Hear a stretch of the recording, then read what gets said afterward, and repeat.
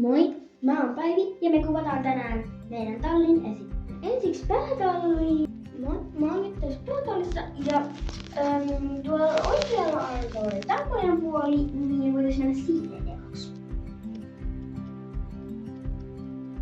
Meillä on tässä nyt jotkut karsinat remontissa ja samoin loimihuone ja varustehuone, niin jotkut näistä karsinoista on sitten liittynä. Tässä on nitankarsina ja tuolla on toi Kreikan karsina ja siellä näköjään ei menossa sitä huittamaan. Tuolla on muutama karsina remontissa ja sitten tuossa on minun karsina ja Lunan karsina ja siellä Lunan karsinassa on sitten minä hoitamassa.